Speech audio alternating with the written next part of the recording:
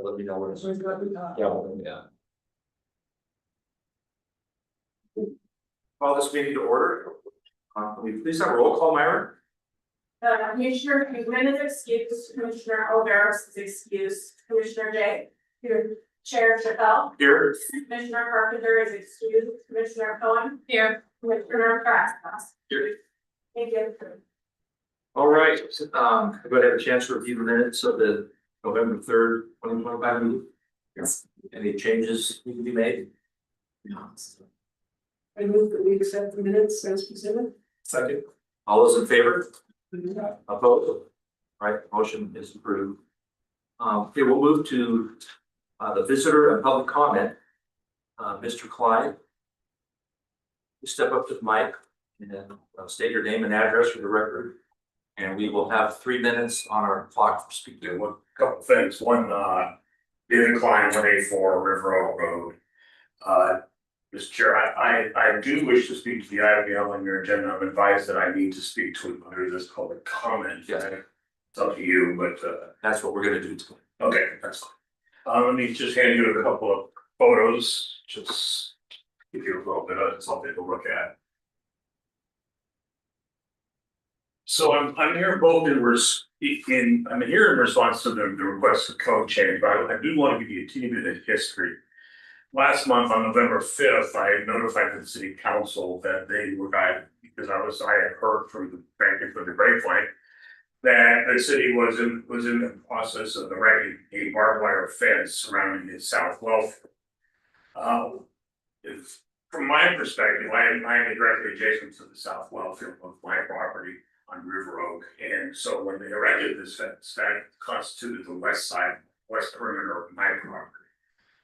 I came, even though I notified them that what they were doing after I did a little bit of research, it was in violation of their code. They proceeded to do so anyway. I think if you ask your planner tonight, he will concede that this is in fact what they did was a violation of the code. Normally, under any circumstance, the builders, developers, anybody, when they violate the city code, they're told under penalty, under threat of penalty or that of that or penalty of prosecution, that they would be a daily violation of the code, which in fact it is. And in fact, under your zoning code, it would constitute a crime if it's intentional, and in fact it is intentional because they were notified and proceeded anyway in the absence, despite the notification of receipt. And again, they are aware that it's a violation of the code because that's why you have this change in front of you this evening. The problem is, the fundamental problem is you are being asked to modify a code that has good basis in judgment that we don't erect barbed wire fences surrounding the properties of the city, certainly not at a level that would constitute a risk to wildlife, to pets, to children, you name it. And would do so adjacent to residential uses, which is what ours is, and our neighbors, all three of us that are directly adjacent, we're not too happy. What you're looking at in that picture, in fact, is from the mobile home park, where we at least have a 6-foot fence, they have a 5-foot fence. So their children, their animals and whatever are looking at barbed wire at a 5-foot fence level and clearly a risk for all their creatures, for anybody to get into that fence. It has been a de facto prohibited use in the city for years and years and years, decades. Sure, that's 3 minutes. Okay. Can I continue? No, sir, that's all we can have time for.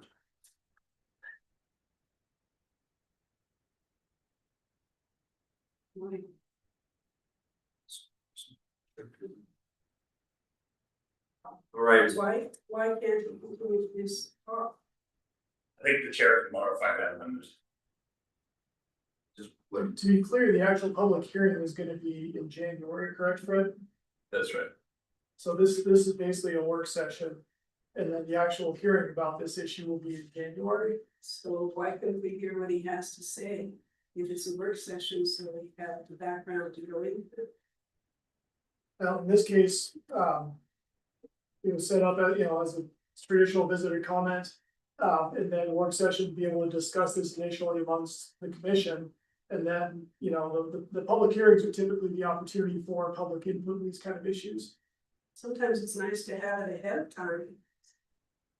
It is, I mean, 3 is minutes there- is the standard and, There's a chair, standard, but could we modify that, since there's chair. nobody else here? No, you've completed that right now.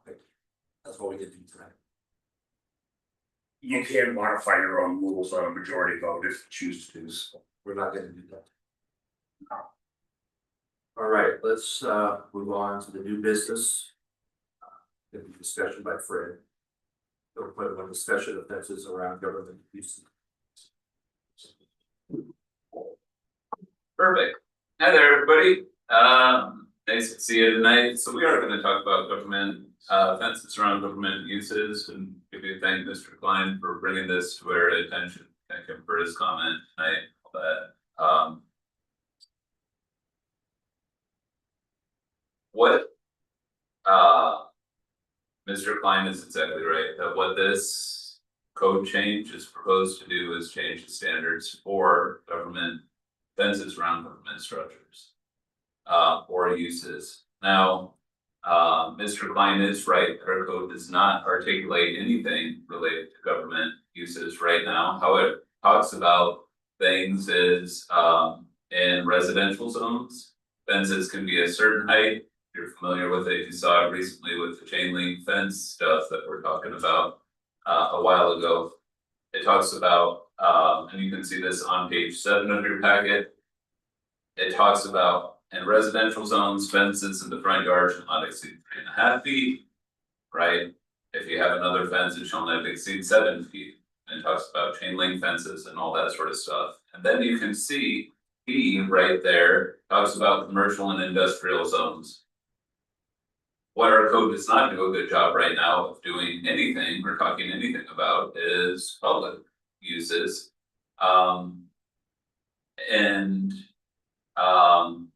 And that includes both in the public services zone or any other zone for that matter, like our airport zone. So what I did is I went out and I just looked, what is the situation with fences throughout the community right now? Are there other instances where we have 6-foot tall fences with barbed wire on top? And in fact, yeah, there's several, including in our industrial zone.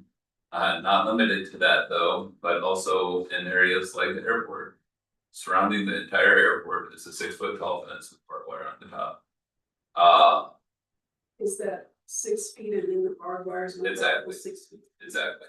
It's on top of the 6-foot tall chain link fence. Also around our well site in the ball fields on the north end of town. It's a 6-foot tall fence with barbed wire on the top.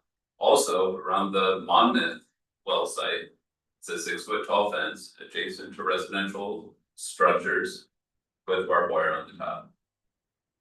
We have it in a number of areas. And so based on that and looking at the situation, we do propose a change to the code to bring that essentially address what we would view as overlooked use in our code. And so that's why we're proposing just a simple addition that talks about government service structures or uses that sort of carves out a standard for fences related to government uses. Now, I will say that the fence near Mr. Klein, it was a 6-foot tall fence, right? The fence existed. It was chain link, right?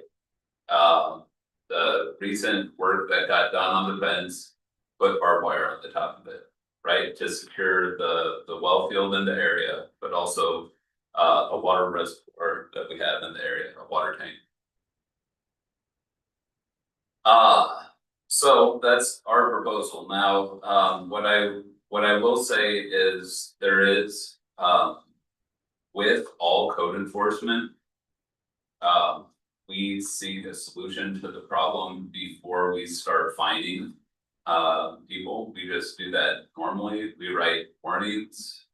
And then we wait to see if we get any sort of movement, trying to bring property to resolution before we start finding. Typically, that's how we do our process. In this instance, what we wanted to see is there an appetite to change the fence standard?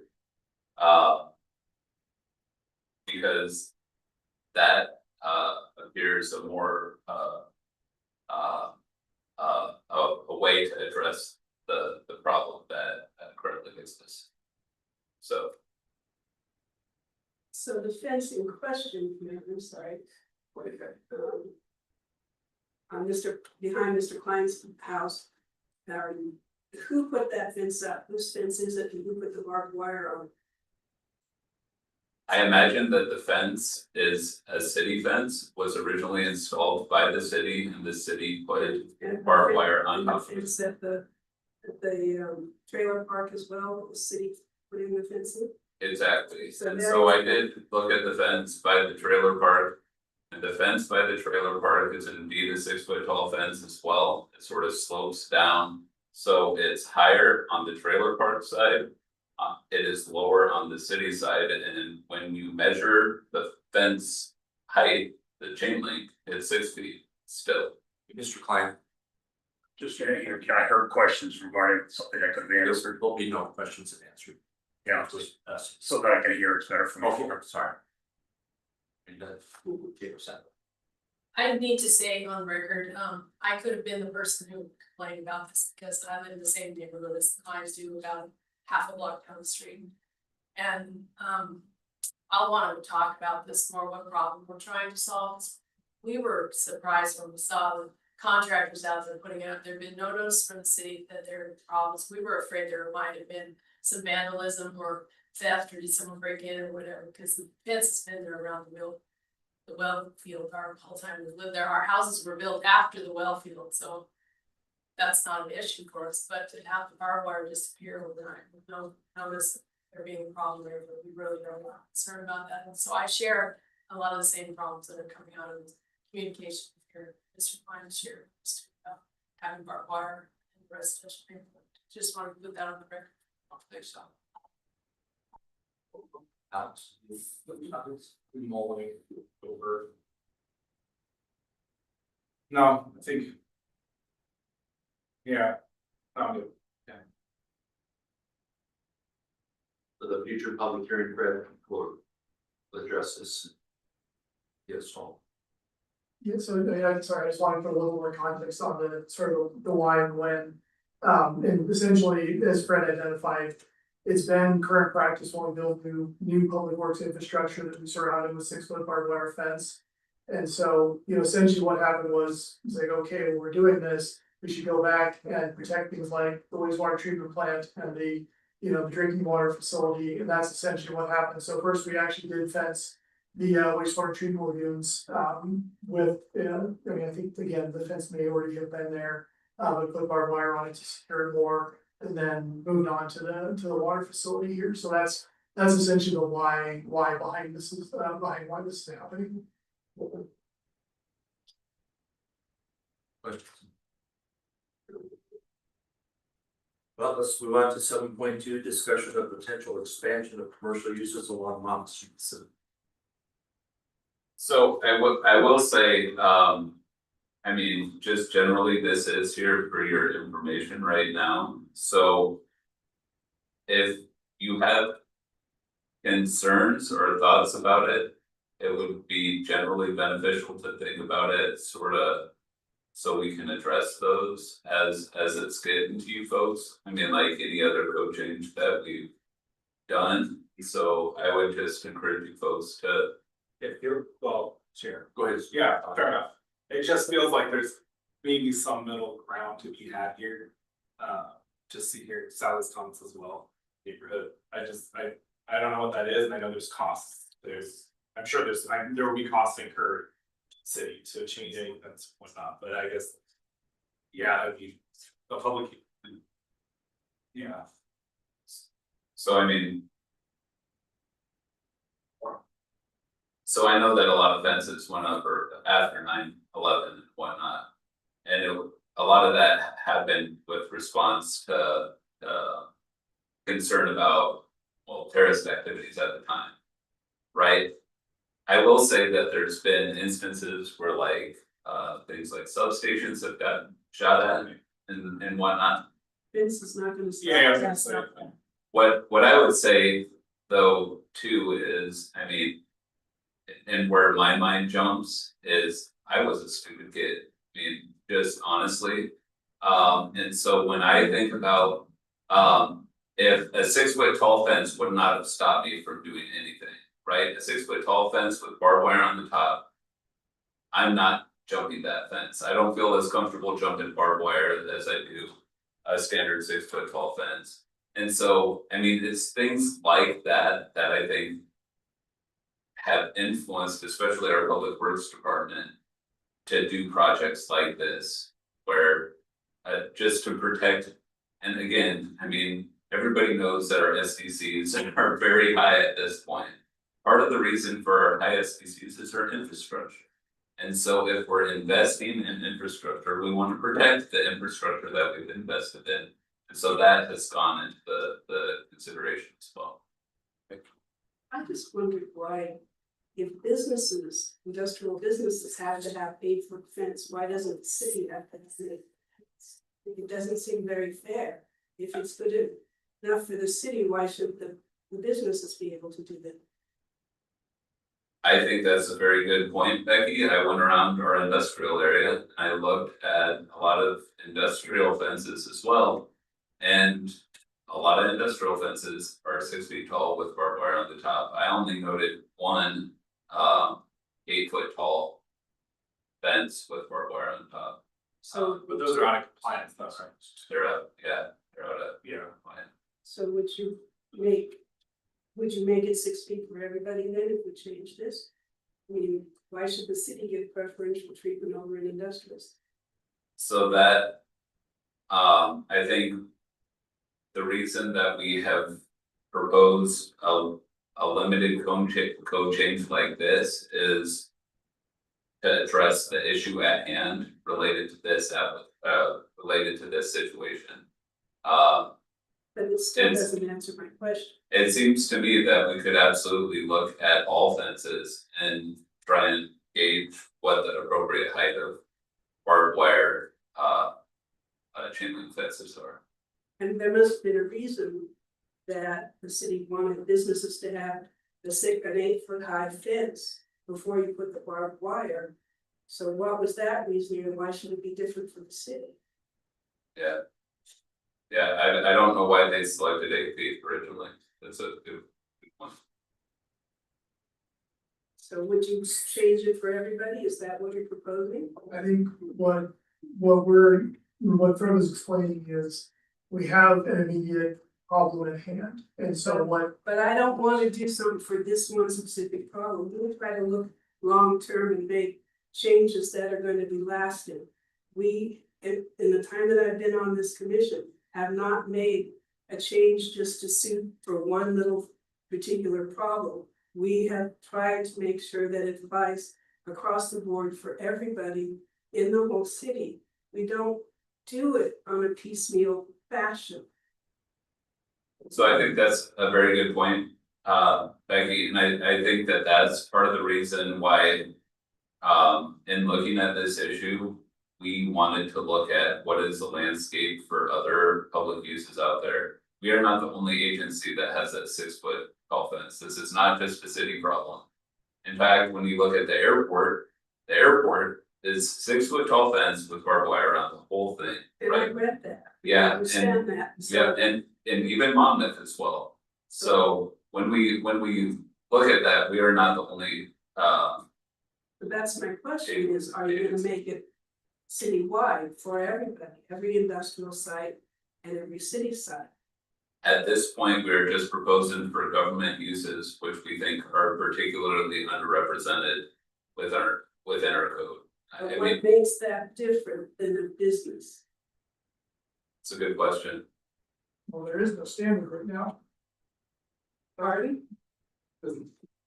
There is no standard for public uses right now. Well, it says the requirement all all fences surrounding governmental uses be 8 feet. And then in the back, fences, residential side can't be more than 7 feet.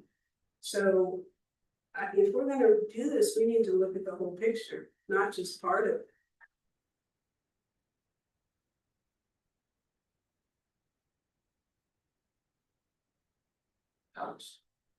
Just the illuminating. Yeah.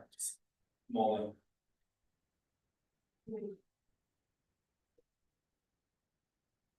I guess I'm ready to see with the question about the public hearing. That's will be the deciding factor. Are we gonna? Will you bring something back, or is this the only action? Usually when it first comes to us, we give you some direction and you come back again before we have a public hearing. And my question is, why are we just looking at one specific thing? If we wanna change the code, we should change it for everybody. So that would be my direction. I would like that direction to go.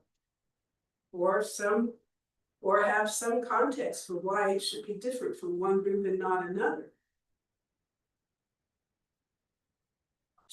So, Does the city believe right now that the governmental use is not addressed in the code at all? That there is no standard for city use, do you believe that? So it depends on the zone that it's in, essentially, so the airport zone. It is absolutely silent related to the airport zone right now. Right? All we have are residential zones and commercial and industrial zones, so. Right, those are the two places that the fence standards apply. And so. There's certain uses that are, public uses are completely absent. Now, So yeah, Is there sorry, What's that? the airport, that part of state compliance piece, that's would it be outside the city, or is that? no, I mean. And they just recently put up a fence. Maybe a couple of years ago. I think when we looked at it at that time, we're like, so much of your fence is 6 feet. It doesn't make sense to jump up to 8 feet for everything else that you're doing. How was sort of what we were thinking at the time. And we couldn't find anything that said specifically different. For the airport.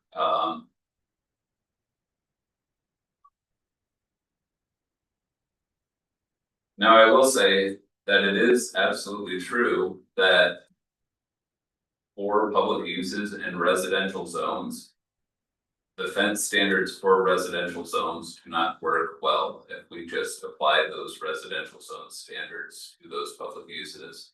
That would require a 3.5 foot tall front yard fence, right, which would not secure the facility.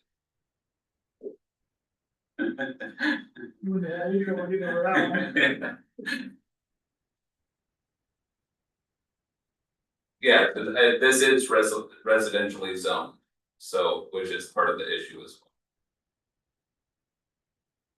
Because we allow public uses in residential zones.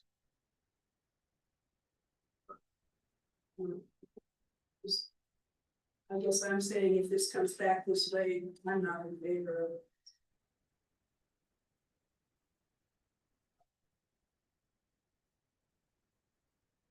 Yeah, I'll probably have some concerns about having this in residential. Yeah, I guess I'm eager to, well, not eager for the public hearing necessarily. But when I think middle ground, I don't know if there's a way to balance the city's concerns and the neighbors' concerns. And I'm not, it's unclear to me a path that involves barbed wire in a resident. I mean, I just don't know I don't know what the concern would be. So I would encourage. You could exempt residential properties. Excuse me? You could exempt residential properties. Yeah, but then that defeats the purpose of. It's right next door to a residence, they don't trust us. I think they're trying to get. I get your point, and I'm sorry, I wanna speak out of turn, I wanna have this conversation. Sort of do, but I don't, but it defeats the purpose of securing a site presumably in the city's mind, and so I don't. So it's just like it's like a fun little unwinnable hand. Yeah, I mean, the problem is. You could just barbed wire the front of the water treatment facility or the drinking water facility, but. If the backyard of the neighboring residents is not barbed wire, then all I have to do is hop their fence and then hop that Yes, fence. it's pretty, I mean, I get the, It's not through. I absolutely understand But cameras. living in the neighborhood, yep. Yeah, so. Was this something that? For a public hearing? To bring more information back to us, I mean, I don't see a lot of alternative solutions. Yeah, so I mean, I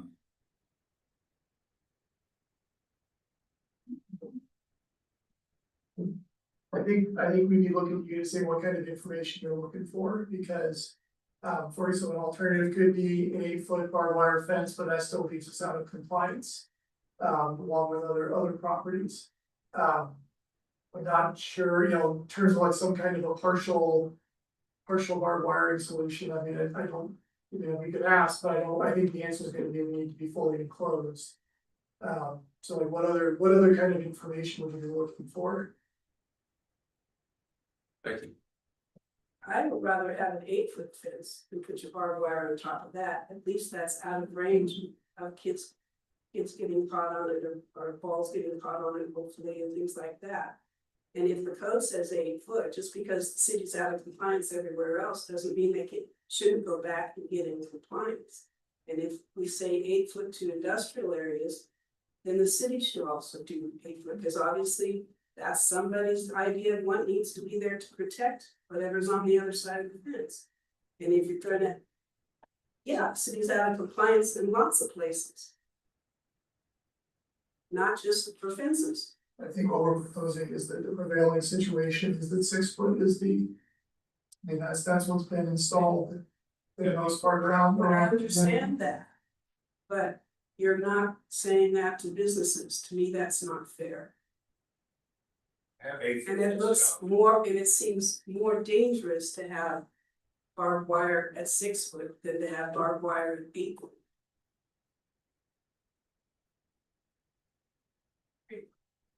So I guess, for the flip side of that is it doesn't necessarily solve the sort of visual and like, the rest of the issue, I mean, so I guess that's the part we're trying to.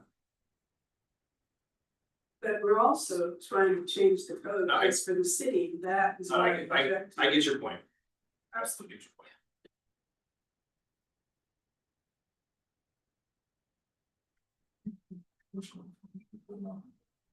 I mean, in that respect, there's not a lot of additional information, I mean, it's more or less, we'll hash this out in a hearing, I assume. I mean, I guess. What's the rest? Chris, what is Monmouth's stand? no, I don't know. Make a motion.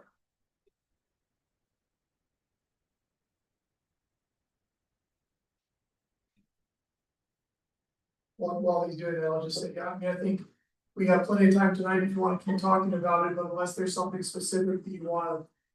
Questions you want answered or more information you want, then, one way or another, I think the next step would be the hearing to have a full discussion there.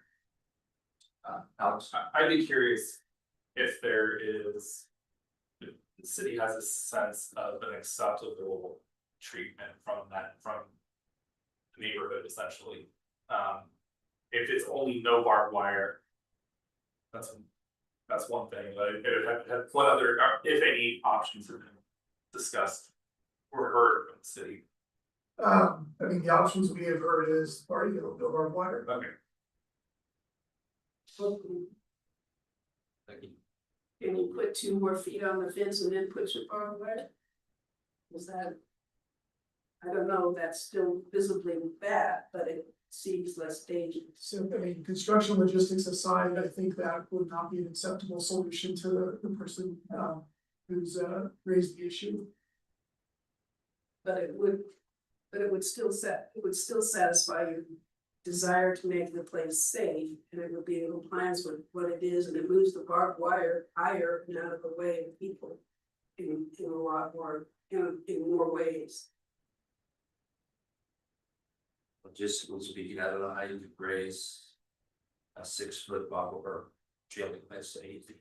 Yeah, I'm not sure there, I'm sure there's a way, I don't know. Right, I'm gonna wanna talk to Monmouth about like what their standards actually are, I found something, but I don't know if this is actually it. I mean, I think that one thing, I mean, you folks are sort of touching on it, like, if the issue is the unsightliness of the barbed wire. Going taller with chain link is gonna just make it more unsightly, right? No, It's more, I would say it's more fence. it's more fence. If the issue is safety, then going higher is safer. If it's unsightliness, then going higher is not gonna be a benefit, cause it's gonna just feel like. I think people object to the barbed wire being at visual height. If the barbed wire is higher, then it's not as offensive. I don't know, I don't live next to it. Well, if you had an 8-foot fence, why would you need to have a barbed wire? It gives you fence height, just, I'm sure barbed wire's I nice. think people still get over it. Yeah, it's in, With ladders. or it's I've heard. Yeah. People. You wouldn't know any People different. have that. If we know. Apparently for a second.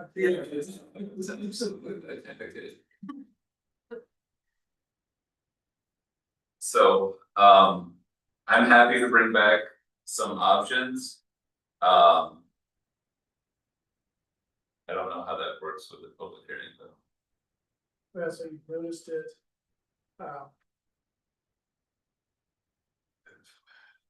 So. The staff report for the public hearing. Is going to have the proposal, and then it would. Staff report include alternatives. So the staff report for the public hearing could include alternatives. Okay, Because you've already noticed or done the 35-day clock on the proposal, and so we'd rather not. So the clock is already, the 35-day clock has already been started on the proposal that's here today. And so we'd rather not have to restart that clock, but it sounds like the staff report or the public hearing could include other alternatives, sort of. Other considerations if the commission wanted to go that way. We have always been able to get a staff report before a public meeting. Come back with what we talked about and come back with alternatives for us to look over and decide on before we schedule a public meeting. So why is this different? Why does it matter to every council thing? Well, because a complaint has been raised about a code issue, and we are trying to get into compliance with that code situation. And we'd like to do that as expeditiously as possible. So exactly how are you out of compliance? By not having an 8-foot fence? By having barbed wire, period. And as Fred said, that facility is zoned residential. And so he's trying to capture, rather than rezoning all the properties to public service and then applying a fence standard to a public service zone. He's trying to capture all of the various governmental or public uses and create a standard for that. Which doesn't take away the barbed wire. The standard that you want to create here. The proposed standard would allow barbed wire. So that doesn't address the concerns of the people who object. Correct. I would just say like, if. And this. Well, I'll leave it. So this would be in time for the January meeting. Yeah, we'll bring this to the January meeting and we'll hold a public hearing on it. I'll try and have some alternatives for you folks to consider. The proposal will generally be the same, but there'll be some options for you to plug and play with to see if you like those better. That might be better if we would have full commissioners. It's kind of tough, we have 4 of us here instead of 7. Yeah, and hopefully we can address it at that time. If you don't feel like you can address it at that time, you can always continue it to the next meeting. So. Any more questions for Fred? Comments? Let's move on to 7.2, discussion of potential expansion of commercial uses along Monmouth Street. Perfect. So this one is related to the request for a zoning change of that house at 7th and Monmouth that we discussed at the last meeting, and just various options to address that. What I did was I went back and I just, because last time we were talking about parking in particular and how parking would work for the site. Based on a review of the requirements, the proposed use would not fit very well within any of the parking classifications at all. So if we called it retail or service use, it would be one parking space per 500 square feet of building area. If we called it a place of public assembly without fixed seats, it'd be one parking space per 100 square feet of building area. And if we called it an auditorium with fixed seats, it would be one parking space per 4 seats. If they had fixed seats. Now, the problem is it's outdoors. It's not a building area, and it'd largely be outdoors, I should say, and it wouldn't have fixed seats. It would be probably like folding chairs and whatnot. And so it doesn't quite fit very well into that formulation. So what I went ahead and did is said, okay, if 75 people attended an event, which is something that the interested party said, maybe 75 people. That'd be, Yeah, that's a very small yard. I think that's a good question. I took the one parking space per 4 seats, I divided 75 by 4, and I got 18.75. I applied a 25% parking reduction because the proximity to the trolley, I got essentially 14.06 parking spots. Right, rounded up to 15 because you can't have a partial parking spot. Based on that, I think, okay, you could probably count 3 spaces along 7th Street if it was zoned MUTC transitional. And you could probably get maybe 4 spaces in the parking lot. That leaves 8 spaces that would be necessary. Right? So based on that, potentially they could do a joint parking agreement with maybe the church to get those 8 spots, or maybe the city. Pioneer Park to get those 8 spots, but the problem with that is for residential land uses, we require those spaces to be within 300 feet. Those would actually be farther than 300 feet. And you'd probably have to walk by a whole bunch of like on-street parking to get to those shared parking spots, which I think probably people wouldn't do. They'd probably just take a spot on the street instead of get to those shared parking spots. So based on that, I think, man, it might be difficult to park. But I guess I wanted you folks to weigh in. Would a joint parking agreement make sense if it's over 300 feet from the property? And what exactly would the parking standard be, because it doesn't quite fit within any of the classifications. When you see subchapter 75, or excuse me, 73, the parking section F there on page 13 of your packet, it says the number of spaces Parking spaces required for buildings and uses not specifically listed in this section shall be determined by the planning commission. So there you go, you guys got it. Vicky's in charge of So the shared, are we talking about the church? Yeah. Shared, Yeah, right. So, I hate to discourage somebody, but I gotta figure this. Because it would carry over the neighborhood. In my neighborhood, we have a lot of carryover parking that I can't even get in the driveway sometimes. That's what will happen. And when I was thinking about it today, if I don't think we could put a limit, like if the wedding party can only be like 50 people or 25. Like Becky, Becky said that yard, I've looked at that numerous times. I don't think you can't put 75 people in there. Listen, They're all they're all, standing. yeah, we're standing. But yeah, that parking, and then what we talked about last meeting, sharing with the trolley, people can park up at the Central Plaza, drive the trolley down. In the summertime, the trolley's always crowded, it would take numerous times a minute, so I have a pretty good cycle of time. I don't think the trolley is an alternative then. Yeah. So what do you, Sally? I think, Fred, you're right, people are gonna park wherever they can find a parking spot. If even, the onus would be on the owner to say, please.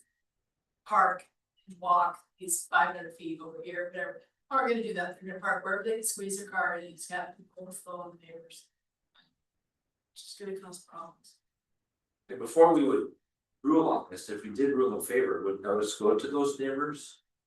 yeah, They have it here. because this would be its own change, right now, we're just even kicking the tires on whether it even makes sense to.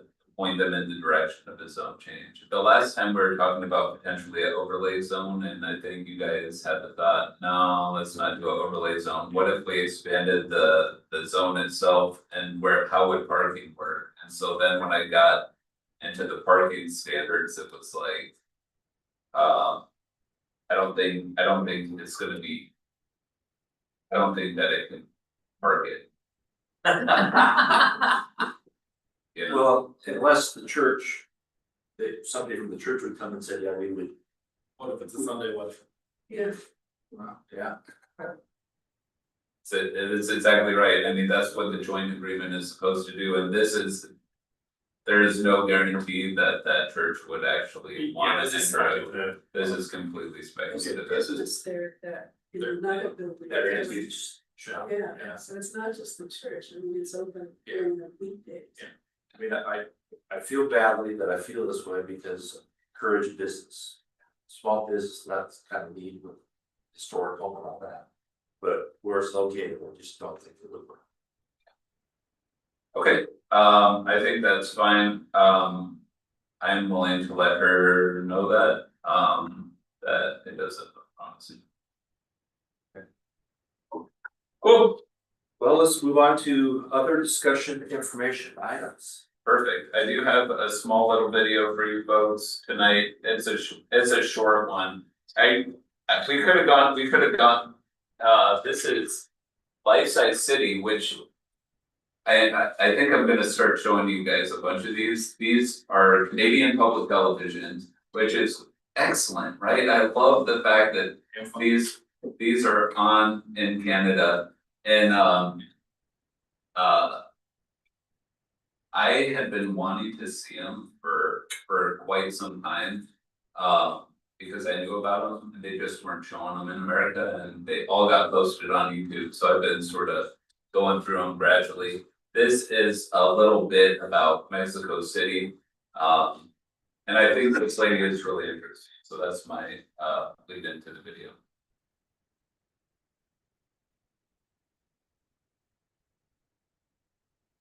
They're doing technical errors right now.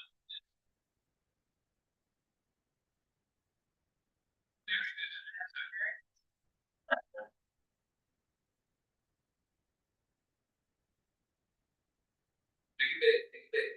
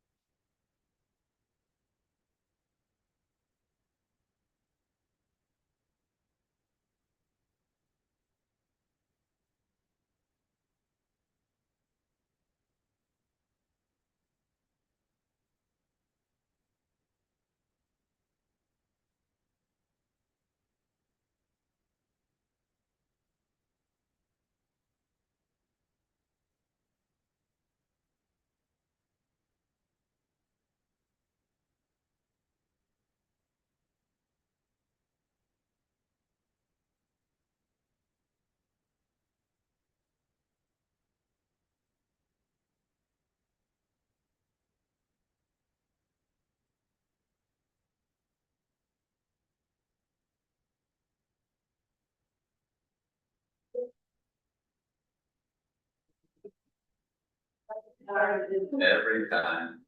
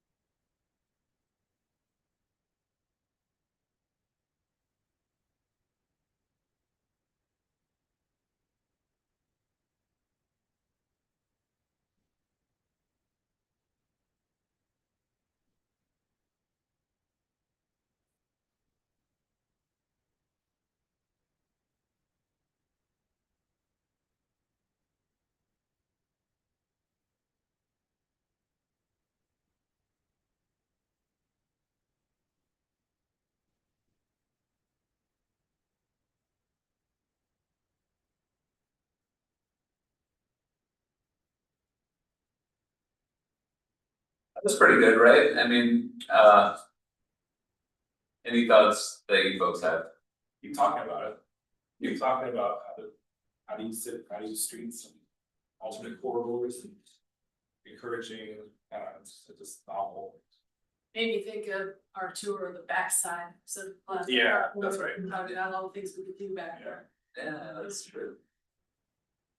Yeah, I mean, that's what I love about that is, well, for one, I love the whole idea that of people making the city. It's like one of the things that I've been thinking about like a whole bunch lately is how do we actually help folks to see that we ourselves are part of what's forming this city, like all of the people that came before us formed the city. They invested in a business or a building downtown. They built a nice building downtown. We benefit from their work in the past, right? They or built a nice house, or they said, hey, you know what, we're gonna put a park here, or whatever it might have been.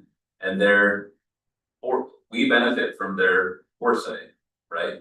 And so how are we doing that now moving forward? We're part of this community that's actually building this place. And I think that's a sweet thing, and just moving away from, or just trying to figure out how we can actually not be so bureaucratic and everything like that, but actually like think about how can we do this together? You know, I don't know, I thought you put it well, Well, if you're looking for a street to close down, all volunteer right away. 10th and 11th. I screw up Sweet Cherry. Get across Sweet Cherry's the next spot there. yeah. That would be a problem. I haven't built this road out the other way. So, Yeah, it's always hope. There's always. Well, it would help if they ever put through. Chestnut. That takes some traffic. That would someday. That'll we are working on it. Well, I think I have my little stop sign on a 2x4 in front of my house. I'm thinking about actually getting a regulation size. 25 mile per hour. I'm out there. Today coming home, I'm holding the car. That's 40, 50 miles an hour, not right. Then coming down tonight, the new bridge, somebody's stopping there and boarding them off. Get their clutch and pop clutch and. Well, what? Well, I mean, I was a kid once too, and there was a neighborhood that I would go do that in. Until my dad retired to Oregon State, I didn't realize that the guy in the corner of Oregon State had coffee with my dad. One of the horses. Yeah, I learned the hard way. You got home one day, my dad said, well, I know what you get me for Christmas. And give me a set of tires from Sears.